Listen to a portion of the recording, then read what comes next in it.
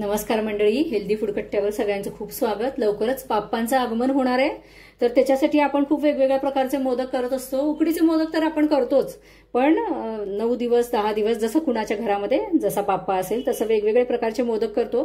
आणि बाप्पाला सगळ्यात जास्त आवडतं काय तर उकडीचे मोदक आणि पंचखाद्य।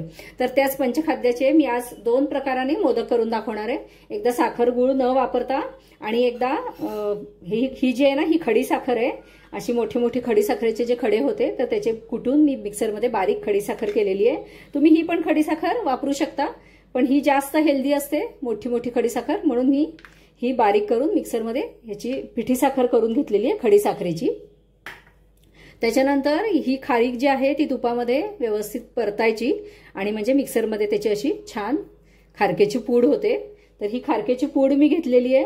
खजूर पण घेतलेला आहे, एक प्रकारच्या मोदकामध्ये मी खजूर वापरणार आहे। खोबरं घेतलेलं आहे, खवा घेतलेला आहे, खसखस आहे आणि हे आहे खिसमिस।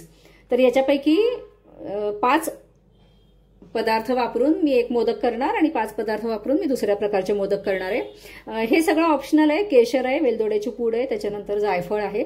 हे नाही घातलं तरी सुद्धा चालेल, पण ख पासून सुरू होणारे 5 प्रकारचे पदार्थ वापरून आपण हे पंचखाद्याचे मोदक करणार आहे। तर त्याच्यासाठी आधी मी ही खसखस मंद गॅसवर भाजून घेणार आहे। अगदी मंद गॅसवर आपण ही खसखस भाजून घेऊया। खसखस भाजायला जास्त वेळ लागत नाही आणि सतत परतावी लागते, नाहीतर ती नाजूक असल्यामुळे लगेच जळते आणि करपट वास येतो त्याला। पंचखाद्य करायची खूप छान पद्धत आपल्याकडे आहे। म्हणजे याच्यासाठी असं म्हणते मी की हे जे पंचखाद्याचे जे सगळे पदार्थ आहेत ते खूप पौष्टिक असतात। वाढीच्या वयाच्या मुलांना वगैरे तर ते फार उपयोगी असतात। तर ह्या बाप्पाच्या प्रसादाच्या निमित्ताने हे पंचखाद्य केलं जातं, खाल्लं जातं। त्याच्यामुळे काही काही छान पद्धती आपल्याकडे आहेत, तर त्या पद्धती त्या वेळेला आपण फॉलो कराव्यात, म्हणजे आपल्याला त्याचा फायदा होतो, आरोग्याला पण फायदा होतो आणि प्रसन्न वाटतं। पंचखाद्य आपण एरवी करतोच, म्हणजे गणपतीला पंचखाद्य केलं जातं। त्या पंचखाद्याचा व्हिडिओ मी ऑलरेडी अपलोड केलेला आहे, त्याची लिंक मी तुम्हाला देईन। पण त्याच पंचखाद्याचे आज आपण छानपैकी मोदक करूया। हातावर पंचखाद्य देण्यापेक्षा मोदक कुणालाही द्यायला दिसायलाही छान दिसतं, आपल्यालाही छान वाटतं, चवीला पण हे खूप छान होतात। खसखस भाजून झालेली आहे, आता ही मी काढून घेते। आधी गॅस बंद केलेला आहे। खसखस खूप लगेच करपते, त्याच्यामुळे काळजीपूर्वक भाजा। आता खोबरं भाजून घेऊया। एक अर्धी खोबऱ्याची वाटी मी खिसून घेतलेली आहे। जाड खिसणीने खिसलंय, त्याच्यामुळे मी हे मिक्सरमध्ये बारीक करणार आहे जरा। तुम्ही जर बारीक खिसणीने खिसलं तर मिक्सरमधून काढायची गरज नाही, हाताने छान चुरडून खोबरं बारीक होतं। मंद गॅसवर एक 4 ते 5 मिनिटं लागतात खोबरं भाजायला। अजिबात गॅस मोठा नाही करायचा आणि फार लाल करायचं नाही खोबरं, नाहीतर मग त्याचा करपट वास येतो। खोबरं आपलं भाजून झालेलं आहे, आता हे पण मी काढून घेते। खवा भाजून घेणार आहे। अगदी एक छोटासा चमचा मी तूप घातलेलं आहे, म्हणजे खवा कढईला चिकटत नाही। तुम्ही जर नॉनस्टिकची कढई वापरली तर हे तूप घालायची पण गरज नाहीये।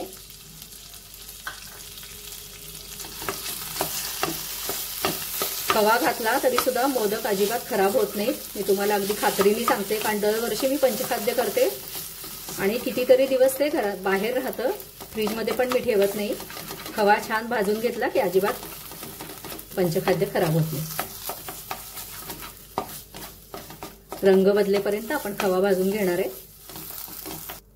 याआधी पण मी मोदकाच्या खूप सोप्या रेसिपी अपलोड केलेल्या आहेत, त्याची मी लिंक तुम्हाला डिस्क्रिप्शन बॉक्समध्ये देईन, ती पण तुम्ही बघा आणि बाप्पाला रोज वेगवेगळ्या प्रकारचे मोदक हौसेने तुम्ही करू शकता। खव्याचा रंग बदललेला आहे, 3 ते 4 मिनिटं मी हा खवा भाजून घेतलेला आहे। नुसतं पंचखाद्य करायचं असेल तर खवा याच्यापेक्षा जास्त भाजला तरी चालतो, म्हणजे मग पंचखाद्य खराब व्हायची अजिबात शक्यता राहत नाही। पण आज आता मला मोदक करायचे आहेत, मला थोडं बाइंडिंग हवं आहे, त्याच्यामुळे मी हा खवा आता मी बंद करते। याच्यापेक्षा जास्त मी खवा भाजणार नाहीये। ह्याच्यातच केशर आणि वेलदोड्याची पूड घालतेय, मिक्स करून घेऊया व्यवस्थित।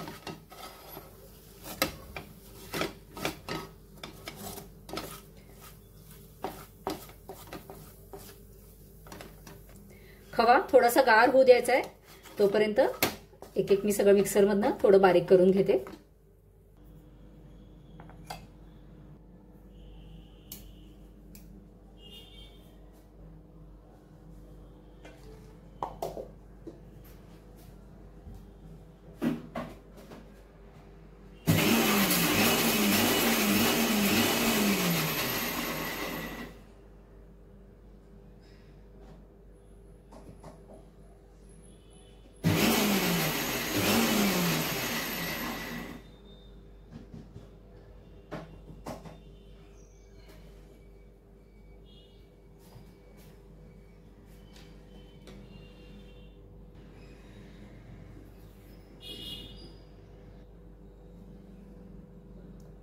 असं खोबरं जाडसर फिरवून घेतलेलं आहे.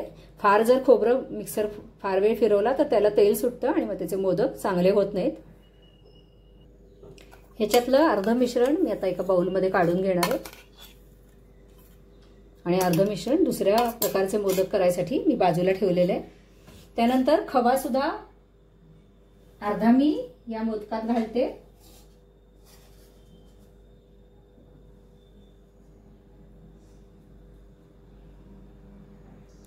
खसखस, खोबरं आणि खवा घातलेला आहे. चौथा खचा पदार्थ आहे तो म्हणजे खडी साखरेची पूड. आवडीप्रमाणे किती घालायची ते तुम्ही बघा.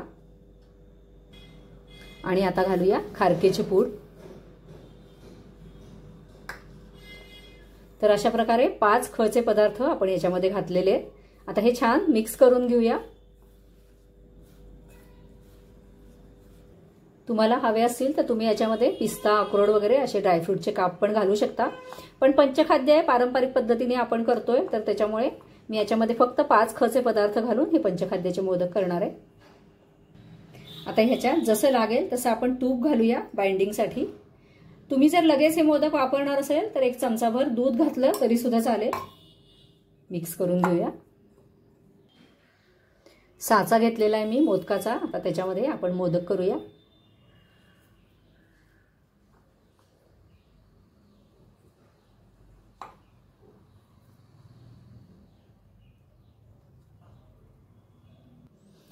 साच्यात मोदक करताना साचा असा घट्ट भरायचा दाबून, म्हणजे मग मोदक छान होतात. हे बघा मस्त मोदक झालेले आहेत. छान वेलदोड्याचा वगैरे वास येतोय. मला एक 5-6 चमचे तूप याच्यामध्ये घालावं लागलं.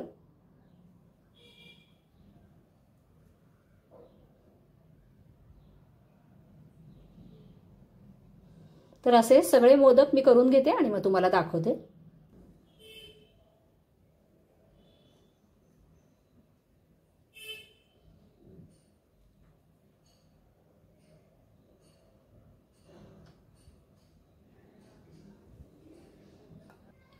तर पंचखाद्याच्या मोदकाचा पहिला प्रकार आपला तयार झालेला आहे आणि ह्या साहित्यामध्ये बरोबर माझे 12 मोदक झाले. आता आपण पंचखाद्याच्या साहित्याचा दुसरा प्रकार बघूया. मी मगाशी जे बारीक केलं होतं ते खसखस खोबरं ऑलरेडी ह्याच्यामध्ये आहे. आता मी याच्यामध्ये आधी आपण खजूर घालूया. त्यानंतर खिसमिस घालणार आहे मी. ह्याच्यामध्ये तूप वगैरे घालायची गरज नाहीये, कारण खजुरामध्ये जो चिकटपणा असतो त्याच्यामध्ये हे मोदक छान होतात. पण अगदी थोडंसं तूप मी शायनिंगसाठी घालणार आहे फक्त. बारीक करून घेऊया खजूर. खवा मिक्स करूया. मस्त मिश्रण तयार झालेलं आहे. अगदी एक छोटासा चमचा मी याच्यामध्ये तूप घातलं होतं. आता हे फक्त छान मिक्स करून घेतेय. याच्यामध्ये आपण खडीसाखर वापरलेली नाहीये, त्याच्यामुळे ज्यांना साखर गुळ चालत नाही त्यांना सुद्धा हे मोदक व्यवस्थित खाता येतील.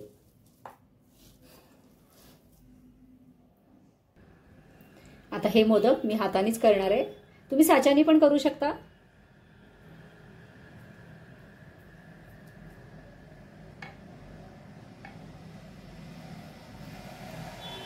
खसखशीचं असं गार्निशिंग करूया आणि मग हातानेच मोदकाचा आकार देऊया.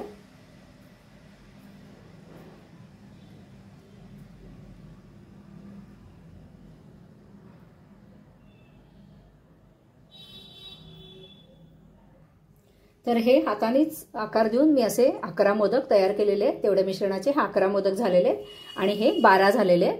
तर मंडळी, तुम्हाला जर हे मोदक आवडले असतील तर यावेळेला नक्की करून बघा, बाप्पाला खुश करा.